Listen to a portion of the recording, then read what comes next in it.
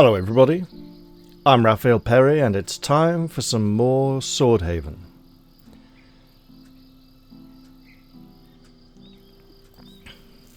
Let's speak to this woman. The woman stops what she was doing and turns to you with a somewhat forced smile. Omra's favour be with you. What ails you, good woman? It's my husband, the local ferryman. It somehow entered into his thick skull that the town owes him coin. A lot of coin. Now he's outright refusing to ferry anyone or anything across the Tumsa until he gets paid. I'm worried the townsfolk will start going to our competitors, or heavens to Dragon Bailiff will send his men around to knock some sense into him. She shakes her head morosely. What'll we do then? Well, who owes him money exactly? I don't know, and I don't rightly care. She stares past you at nothing. I'm always telling him to act a bit more cordial to our neighbours. Everything we got depends on their goodwill, after all. What can you tell me about your husband? Wustus is a real piece of work, I'll tell you that much. He always was a bench whistler, that one. But he at least brought in some coin to feed our family. Now his pride's put us one step away from beggary. Well, it seems we have a problem then. Yeah. Don't fret, I'll look into it, good lady. Thank you. We could ask what she knows about Feynman's murder, but we've kind of finished that investigation here for now. I want to ask you a few more questions now. I'm a tad busy for a proper chinwag right now. Sorry. Well, at least tell me your name. No harm in that. The name's Aya. A pleasure to meet you, Aya. I'll leave you to your work. She resumes whatever it was she was doing. Must have been really important then. Now, I don't want to explore this portion of town fully. Wait a minute. Perhaps I do. So, at this point I need to make a decision about the final party member. Do I go and try and pick them up right now, or wait? In my experience, I've found the final party member during early access, and they joined the party as a 4th level character. I think our party was also level 4 or 5 at the time, so there was a significant experience gap. There have been reports on the forum of people finding this character as a 3rd level party member. Now, we have a 4, 4, 4, 3, and 3. And it's possible that Kedarain joined us at level 3 because Lyris was level 3 when he joined. I do not know if party members scale to our experience level somewhat when they join. However, I also know that they come with a pre-selection of their skill points already assigned, and the rest we get to do. The same with their abilities, they come with some and we get to assign the others.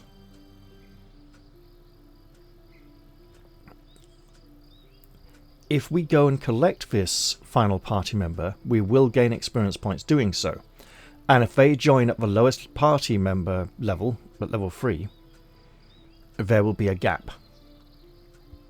Kedarain already has a gap, but he's making it up.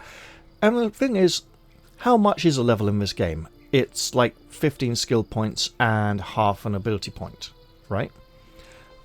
So unless that character is excessively focused on only 1 or 2 skills, then 15 skill points isn't a huge difference.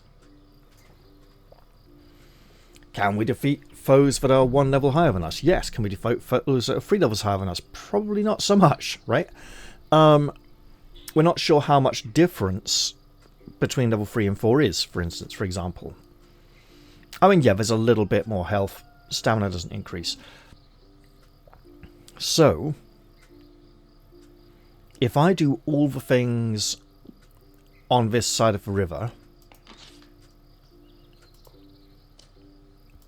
including going to the slavers' camp, going to, well, not the slavers' camp, the ruins at Crescent Wall, and some of the things I can do in and around Grainhold, and then come all the way down to Swordhaven, we'll probably still all be level 4. Kedarain may still be level 3. So going to grab the extra character now makes sense. However, I'll be wanting to come back here and finish off stuff after I do.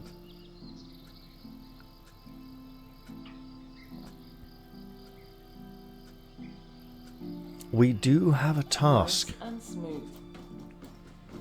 And the difference between gaining a character at level 3 and level 4 might mean we get to assign a few more skill points when they get to level 4.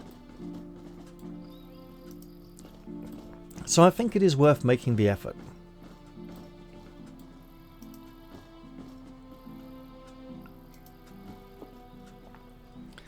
This tubby fellow is sat slumped, pondering the greasy paunch resting between his legs, as if it had disappointed him somehow. From his proximity to the ferry boat, it seems reasonable to assume he's the ferryman. Let's take a closer look at him. Everything about this man conveys sloth, from the dull expression on his lowly, jowly, unshaven face, to his once fine garments now littered with patches. But even beyond his lumpish existence, he seems to be unhappy about something. Hello? The man blinks once, slowly, having just noticed your presence. Huh? I take it you're the ferryman. Aye, ma'am. Many a time have I plied the River Tumsa. He scratches his belly. Name's Wustus. Wustus the ferryman. Gwyneth of the Lakes, servant of the dragon, may his wisdom light the world. Good to meet you, sister. I'm a dragon-fearing man myself. Well, sounds like an easy job, poling a barge across the quiet river like this. Let's not... Oh, yeah, okay, sure. Easy? Ha! That just shows how misinformed you are. You've got to keep an eye out for crocodiles, debris in the water, fools falling overboard. And let's not even bring the drizzle into it. The trouble never ends. Let's, sorry, I never would have guessed. Wustus grumbles a bit more before continuing. In any event, these days neither I nor this old boat are going anywhere. Why not? Are you in need of repairs? There's nothing wrong with my boat, nor with me that 300 gold coins won't fix.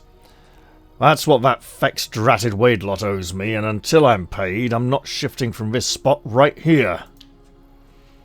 Except to sleep, of course, and for the occasional snack, and I like to poke my nose in at the tavern from time to time, just to keep up with the local news, but otherwise, right here. We have 73 persuasion. That's quite a bit. 300? How could one man run up a fare like that?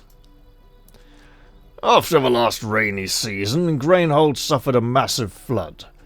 People were forced out of their homes, food spoiled, children lost. 'Twas a disaster. The village needed help, and fast. So who did Wadelot Valdis come crawling to? Old reliable Wustus, naturally. You'd better watch your tongue when speaking about religious authority, boatsman. Interjects Gintar. Sorry, I'm trying. But that man practically conned me. What did the Wadelot ask of you? Oh, not much. 'Twas hardly a bother at all. Only to sail down the river and back 5 times a day, 7 days a week, like some dragon-down fish, fetching supplies for construction, labour to help, food and medicine. And who do you think paid for it all? Me, by hombre's fat tits. He shakes his head, as if my house wasn't flooded. Because the whole village was. Right, yeah.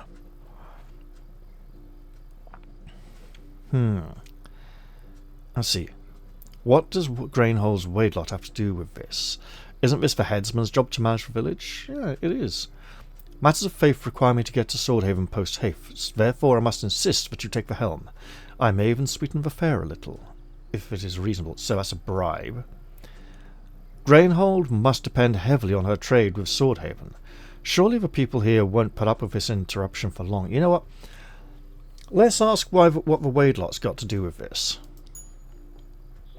Well, sister, our headman went to join the dragon about a year past, and Valdis took his place. Temporarily it was supposed to be, but here we are. You with no way across the Tumsa, and I condemned to penury. Well, let's not try to bribe him. Grainhold must depend heavily on her trade with Swordhaven. Surely the people here won't put up with this interruption for long. Possibly, but I only decided to start this protest a couple of days back, and no one's bothered about my feelings on the matter, I'll tell you that for nothing. Oh. I'm not going to try this. I actually do have the skill to succeed, but it feels like a bit of a cheat. Because he agrees to row us across the river, but carry on his protest, and it still remains all unresolved.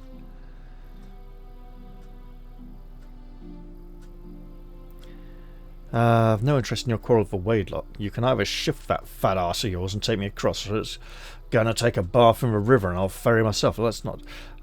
There must be some way to convince you.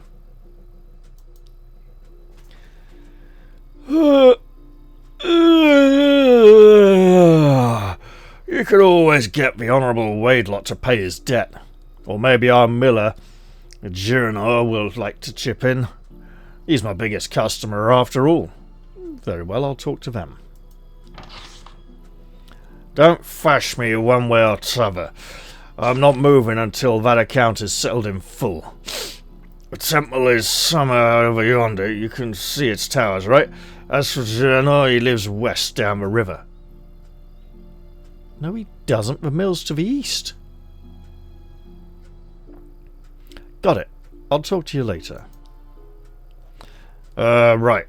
If you catch me napping, don't wake me. Alright.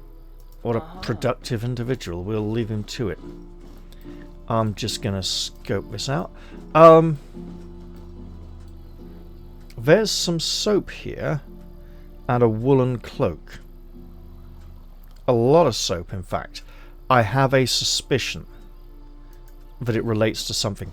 There is a mystery in Grainhold that remains unsolved that I have not been able to investigate. And when we come to it, I don't want to do it just yet.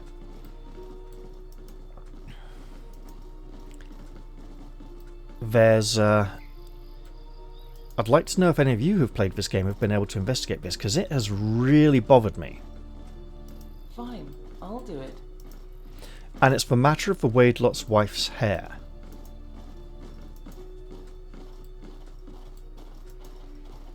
A more interesting subject than you might think.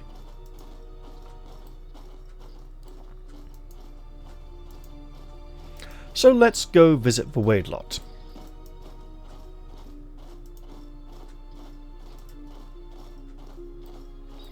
And here is his wife, a woman who I will look forward to speaking to, but we're going to hold off a little. Judging by the robes, this middle-aged man must be Grainhold's Wadelot. You catch him with his hands clasped loosely before him in an attitude of peaceful reflection. He looks up at you, inclines his head and smiles warmly. Oh, hello, my child. I am Valdis, Wadelot of Grainhold. Since you're not one of my flock, you must be a traveller. Welcome to our humble village. And greetings to you. I myself am a Wadelot, Sister Gwyneth of the Lakes. Praise for Dragon, I have arrived here safely after much travail. The Wadelot's good-humoured smile stretches into a broad grin. Those who preach his word are very welcome indeed, sister. Some progress is being made, but there are too few of us in this dragonless land. I have no sins to confess. Make a wish to higher powers. Is that like a donation or something? Pray for something specific? I'm not sure. We could ask about the murder. Let's show him the amulet. What can you tell me about this trinket, brother? That is a peculiar object, to say the least, and obviously magical. My advice is to hold on to it, not only because it's precious, but mostly because trading for metallurgical artifacts is very illegal. I understand you had a falling out with Ferryman Wustus. That good for nothing. Excuse me, Wustus, you say? Yes, the ferryman was most helpful during Grainhold's time of need. As I have told him more than once, I intend to enact a special levy on the good townsfolk after the next harvest. Then he will get everything he is owed. May the dragon cast me down if he does not. Isn't it the headsman's business to negotiate these kinds of disputes? Where is he? Enjoying the blessings of the faithful in the hills of Chamay, if he was judged worthy to leave the great cycle. Dragon be praised.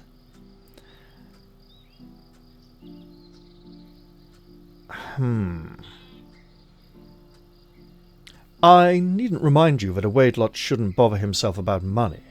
We answer to the supreme deity alone, and it is not the goddess of commerce.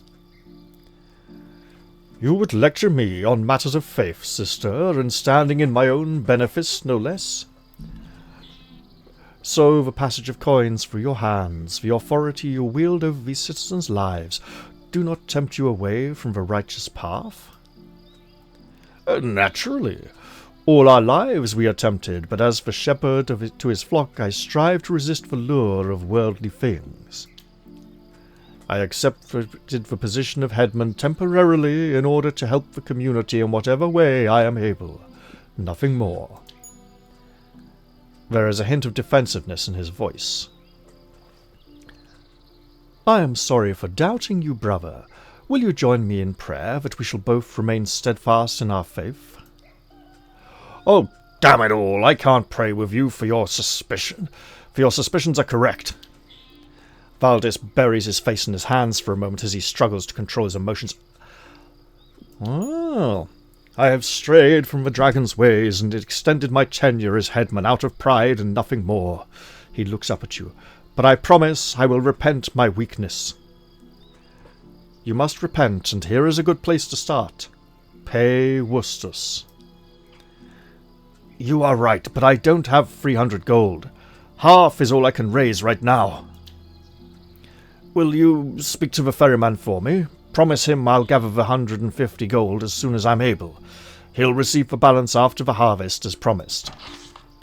Father Wustus hands you a purse swollen with coin. It may not be as full as you'd prefer, but it's better than nothing. I'll see you around, but I will be back to speak to you at some later point. Dragon be with you, child. Okay. I would like to speak to his wife, but I think I want to wait until we have the final member in our party. You see, there's something unusual going on with his wife, and I feel as if, in my previous conversations with her, I have failed some kind of check or test, but I'm not certain. And whatever it is, it could be nothing. It could be something. It feels like unfinished business and feels like a mystery.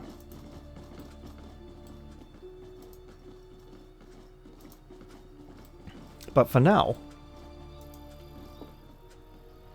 The ferryman is dozing off. When you approach, he lazily opens his eyes and grunts. About that debt. Wustus scratches his belly. I've spoken with the Wadelot, and he promised on the Drank to pay you in full. No. Okay, hang on. I'll get back to you later. So I can't tell him. Alright, if you catch me napping, don't wake me. Let's go speak to the miller.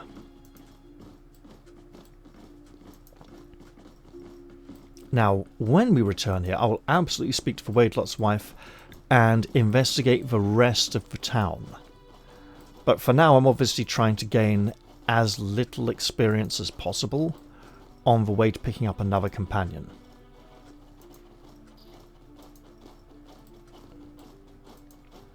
Which almost makes me feel The thing is, as a member of the church ourselves, we could contribute. Right? Because it's the church that owes him money. And I mean, it's not very fair on us, but he probably won't mind too much. I am avoiding speaking to the blacksmith's apprentice down there, because he said to give him a few days, and then he'll show us what he's been able to make.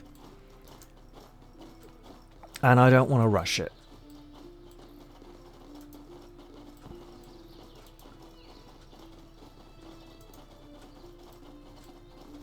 For now, though, we got to see a miller about something, and it's going to get a bit awkward.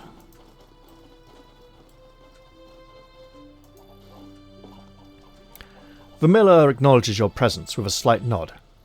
Hey, I need to cross the Tumsa, but the ferryman refuses to take me. He says the town owes him 300 gold. If you're here to hit me up for money, you can forget it. The miller crosses his arms tightly. Don't you rely on Wustus to ferry your grain to Swordhaven? The miller cracks his knuckles and smirks. It's too bad he wouldn't take me across, but he and I have a business relationship. Oh no, it's too bad he wouldn't take you across, but he and I have a business relationship. I'm not worried. Are you saying that there's absolutely no way I could convince you? None whatsoever. But I can still help. You know what? I think I have an idea. My friends could use some assistance, but are you up for the task? The thing is, they're not exactly on the friendliest terms with the law, or so I've heard. So what have I got here? Well, as long as it's nothing too bad, I suppose I could give it a try. Working for a bunch of ne'er-do-wells? I'm not sure I like the sound of that, or... What gave you the idea that I'm against a bit of roguery? Sure, I'm game. Yeah, we'll go with working with a bunch of ne'er-do-wells. I'm not sure I like the sound of that. Is that your final word? You know what? Yes, it is. Then disregard what I just said. Okay, we could threaten him with our intimidation score of 1. Wadelot Valdis has agreed to pay half of what's owed to Wustus now, and the rest after the harvest. So... Can't you cover the other half? Do I look like a goddamn charity? Snap your fingers in frustration. Close, but no smoking pipe. What? What? Do you have anything else you want in your repertoire? Or can we call it a day? You know what? Yeah. I got better things to do. He immediately returns to what he was doing. So... I'm on it. I went that route because I'm playing a more devout religious character. He would have asked us to go and see this gang of criminals up here, and they would have asked us to come back to town to the inn and lure the drunken military officer away and murder him. Not lure him into an ambush where he would be murdered, but we would be asked to commit the murder ourselves. And I haven't seen an option to report it to the town bailiff, Mendog. And I'm not sure if we can warn the soldier that this is a trap and say, hey, there's people who want to kill you. But it feels like a way to play it with a different character. So for now, I'm just going to take the responsibility of the other half of the debt in the matter of getting this settled. Oh.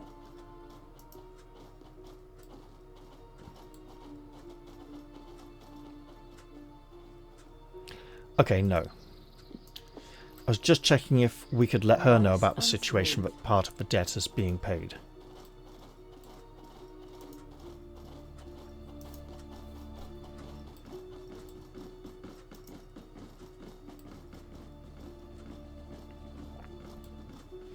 So for now, I think we're going to cross the river.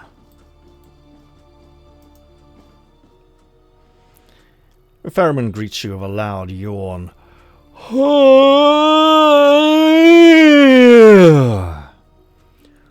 About that debt.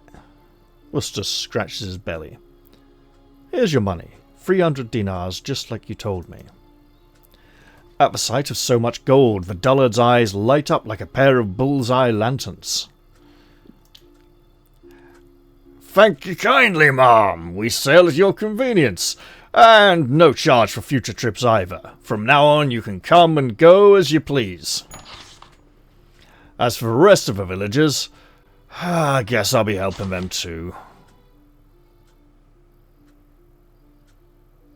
Jolly good. Now I want to cross the river. Wustus lights up a pipe as you help yourself into his boat. Once everyone is settled, he takes a long pole and pushes the boat off the shore. The time has finally come for you to cross the river. Let us sail away. To the fishing forecast, apparently. Make yourself comfortable while the boatman guides the raft to the far side.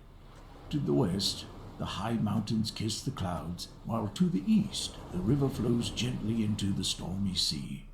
Old cypress and tupelo line the shore as far as the eye can see, with the occasional farm field here and there. I see you've got to keep your thoughts to yourself, study of the approaching shore. Let's ask about dangers on the other side. Same as everywhere. The boatman pauses to steer clear of the whirlpool. Crocodiles, snapping turtles, wild boars in the woods. Aye, a right passel of nasty critters. We'll study the approaching shore now. There's a clearing next to the small sandy beach, with a couple of logs close around a campfire. This must serve as a landing spot for wayfarers traveling to the village. Suddenly, your eye is drawn to the southwest, where you note something peculiar in the distance. About the mountain peaks, a small dot, like a shooting star, races across the sky. But rather than falling, it's streaking upwards. The boatman turns to track the queer phenomenon as well, but does not comment. We'll ask him what it is. The firebird, the man replies in a pensive drawl. Every so often we see it flying, always far in the distance. There's a distinct longing in his voice. Like a dream. We'll ask if he knows anything else about it. Nay, what do you take me for? Some kind of bird scholar? Now hold on to your butt, 'cause here comes the cross current. Let's do what he says. He's the experienced boatman after all.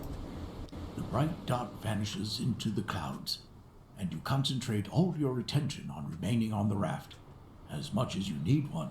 Taking a bath in the middle of the river could prove fatal. Well, land is near after all.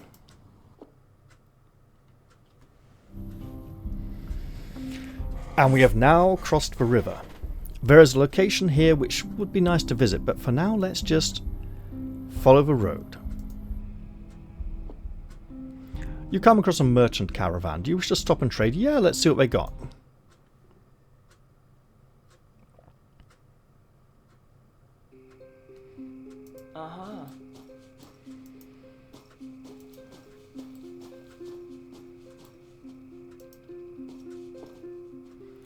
The merchant twirls one end of his moustache and drawls. Howdy. What's the talk on the trail, friend? You ever heard of them hairy legs? Nasty fey critters from beyond the western mountains? He spits out a clump of chewing leaves. Folks say their tracks have been spotted in the woods near Grainhold. Creepy. Anyway, what have you got for sale? See for yourself. In fact, we saw some of those tracks already. It's not glue. The great glue shortage continues. Ooh, is that a good price? It might be. We'll take that bog iron arrow and these copper arrows because we have a party member who's running very low on ammunition.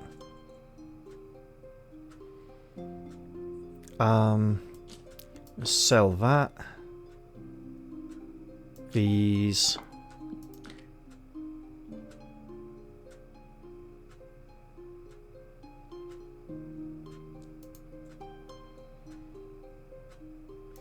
Those can go as well. Just sort of tidying up odds and ends, you know.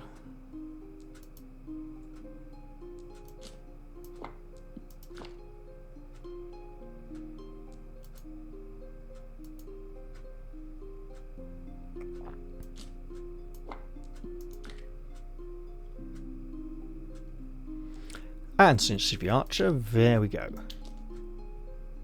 Oh, fine.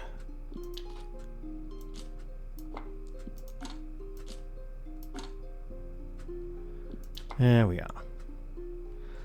If you don't need anything else, I think I'll carry on our way. May your cloak be warm and the road firm. Fine, I'll do it. You as well, friend. Now, let's give these to our master craftsman. I can probably give one of these to him, one to him.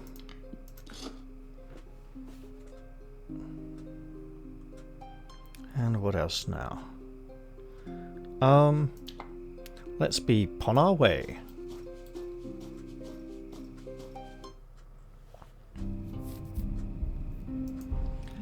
We may need to rest before we hit the city proper. A gang of ne'er-do-wells is masquerading as Swordhaven's patrician guard and extorting anyone who passes through their territory. Now it's your money they want. We're not going to pay, we don't have that much. We've just essentially given away 150 of our own already, so we'll have to fight it out. Alright, you lot. Okay. Here they come. Oh, there's so many of them.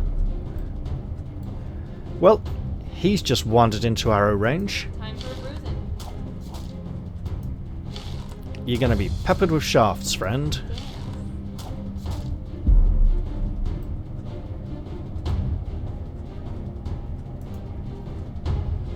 Let them come. There's so many of them, and we want to form a good, solid line.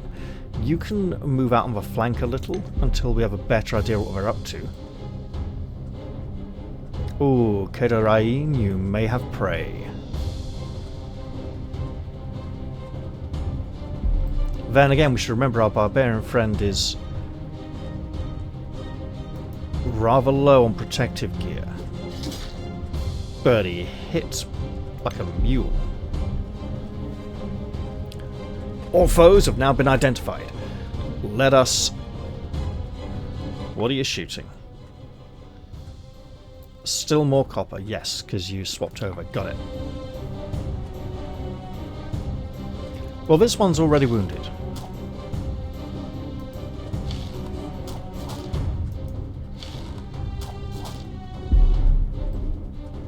Okay, lady, why don't you come up here and strike at that one a couple of times, huh? Yeah. And again. We have a knight and we're not afraid to use him. Oh, but he won't get to attack. Okay, so if we just come up to here, strike him down and advance. Can you finish this one, friend? No. Alright.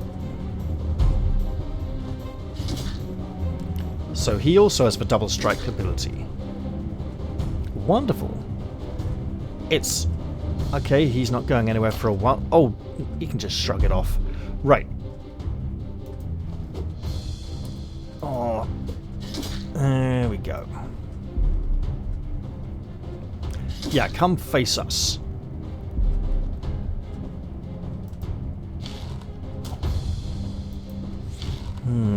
We are going to start running out of arrows. Let's call up a defensive ability, Wall just this one off. increase our odds of surviving. Right, you mate, I'm going to try and take you down. Excellent stuff. You as well if I can. There we go. Right. Let's go wide and set ourselves up for something fancy. Ow. Okay. Right. Do we have room to... No. Okay, we'll just come in then.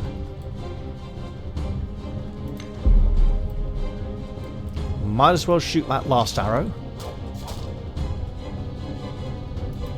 And another. There we go. Excellent. Let's start looting bodies.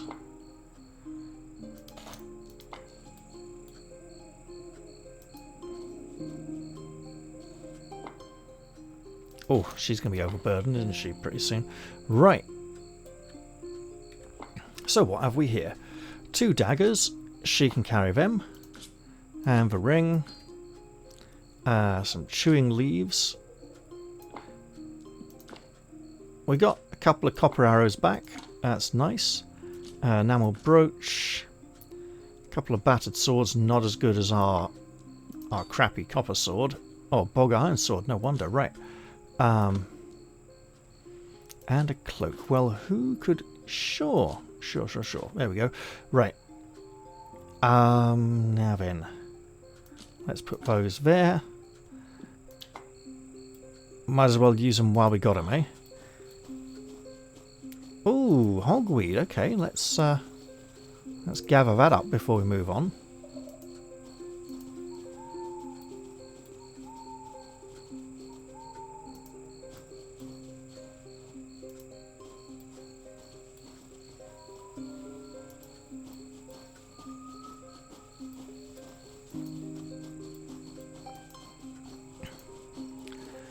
And we are truly nearing the city proper.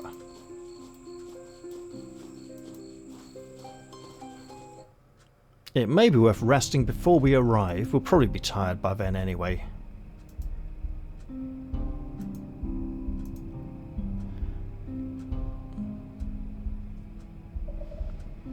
I'm going to rest, but right, it would make a lot of sense to enter the city and then find ourselves a place to rest, but I'm not going to do that. For narrative purposes. Here we are, we've got ourselves a nice little campsite set up. Let's just rest. And then find our way out of here. There we go.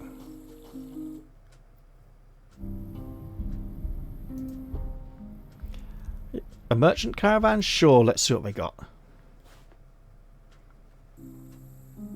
Nice and smooth.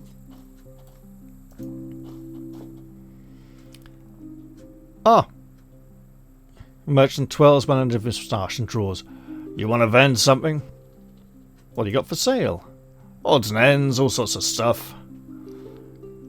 But no glue. 5 copper arrows. Sure, why not? You can never have two... Oh, hello. A bog iron arrow as well? Sure. Ooh. Now.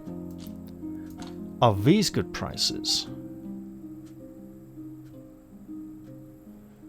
Possibly. Oh. Who had...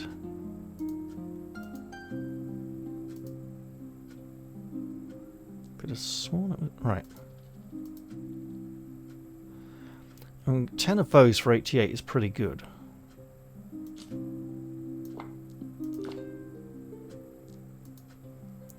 We had one of these, which was selling for 11 at the other merchant. I'm trying to find it. I could have sworn he had it.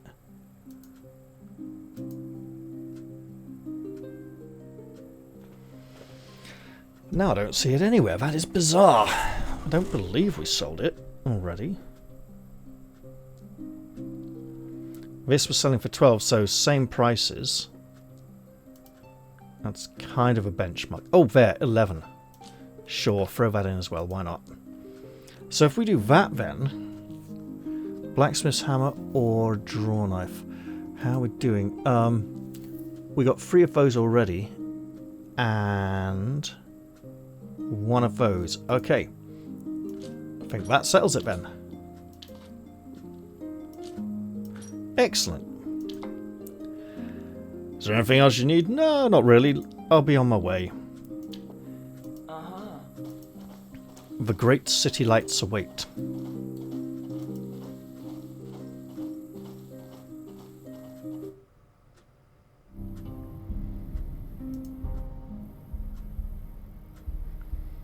Alright. So now we get this lovely map of the town which you haven't had before, and just for one location, Smelter's Row. In we go then. Lovely.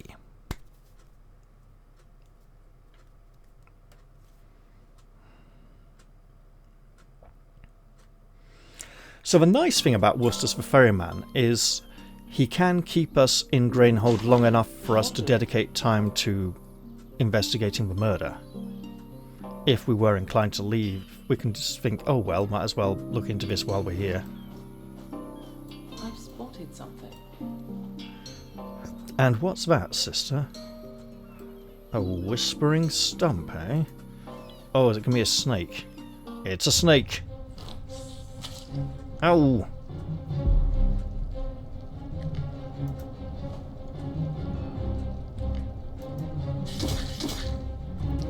Great stuff, sister. Punch it! Punch it good.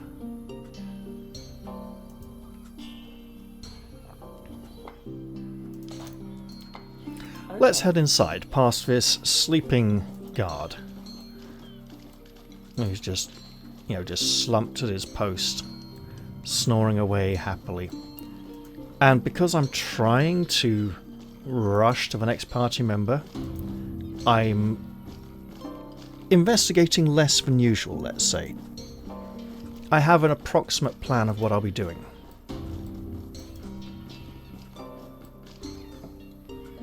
But for now, we've technically made it into the city.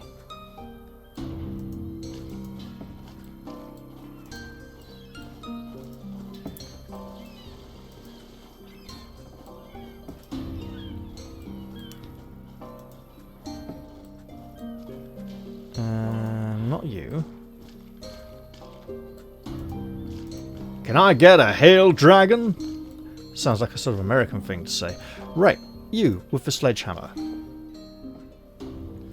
Before you stands an imposing shirtless man in a leather apron. He's holding a huge hammer big enough to drive piles. Oi, what are you snooping about for? You don't belong here. Hello, I'm just headed for the city. Good. Don't hang around for too long. My so-called workers are always looking for a reason to shirk, yet still get paid. I don't need someone distracting them anymore, even more. You're dissatisfied with your workers? You need eyes in the back of your head with this vile lot. We're paying for results, but every good-for-nothing fribble out here is trying to cheat the system. He spits. More like cheat themselves out of their pay, if you ask me.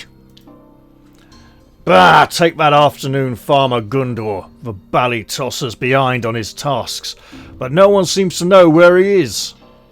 I see. I haven't got time for Gundur's bullshit right now. Think you could get him back to work? I'll pay.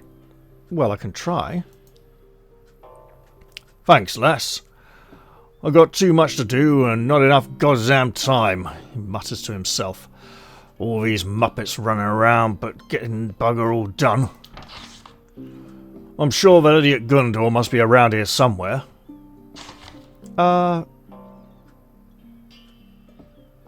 Right, what can you tell me about this place? On Smelter's Row, we just work about any kind of ore into ingots. That's including Baldur, which is a mainstay of the Nova Draconian economy. He raises his hand to forestall any further questions. That's all you're getting from me. Well, can you tell me your name at least? If you really want to know, my name's Viserys. I'll see you around, Viserys. He starts untying his pipe leaf pouch, and we'll leave him to it. Now, that's dealt with. Is it? No, so we do need to go tell the Ferryman's wife. Okay. Return to duty. Gotta find him and get him back to work. So I should probably start asking other workmen where he is.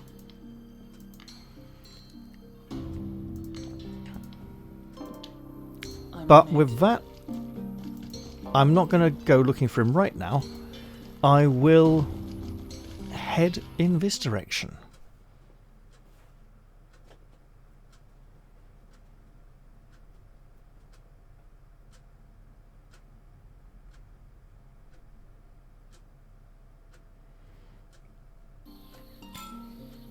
Nice and smooth. So, after Smelter's Row, and there's another smelter here with a crafting station, where what could we make? Lots of arrows and crossbow bolts. Complex ingredients, plenty of them. We don't have any glue, but we may be able to obtain some shortly.